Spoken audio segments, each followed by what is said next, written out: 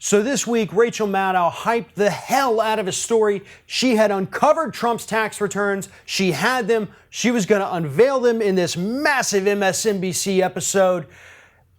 And we got 2 pages from the year 2005.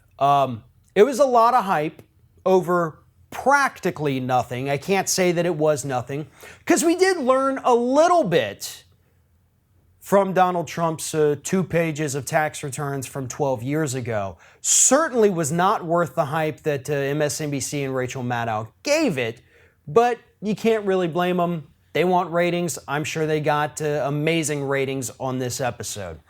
But here is kind of the distilled version of what we got from, again, those 2 pages, is the fact that Donald Trump paid an effective tax rate of less than 5%.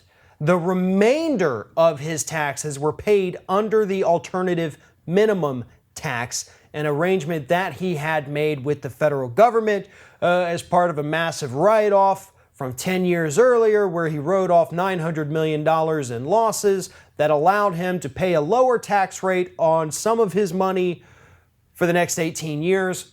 Very, kind of difficult story to follow, very convoluted. You kind of need a tax lawyer to really tell you what the hell all this means.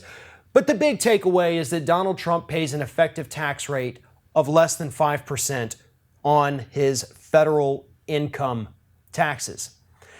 Here's the issue, though. These 2 pages didn't tell us that much. We knew that Donald Trump was not paying all of his taxes, that he was using tax loopholes to get around and not pay as much as he should.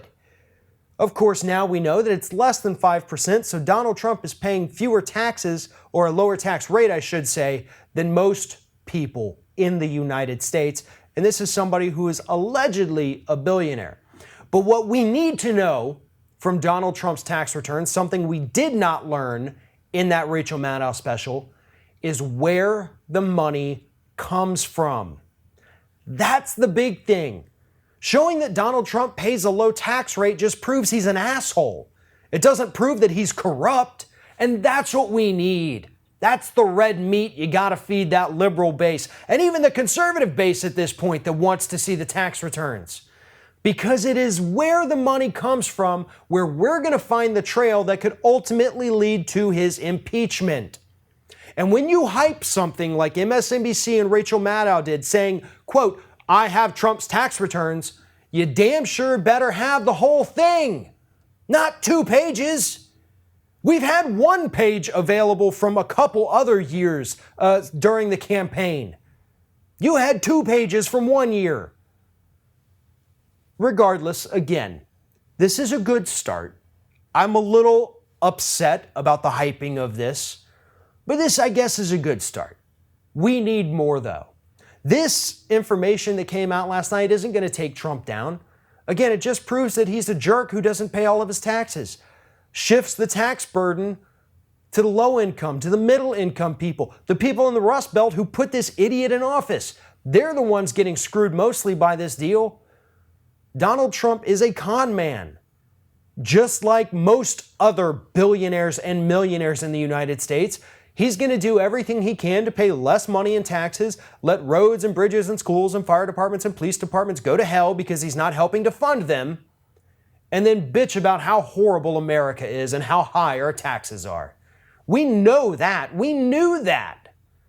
We need to know where the money comes from, who is paying it, where is it going through, and who are all the little connections along the way? Because until we have that information, we cannot say with certainty that Donald Trump is violating the Emoluments Clause or that he has illegal business operations, with foreign countries. We have to have the rest of those pieces of that puzzle, because until we do, Donald Trump at the moment is still going to be our president.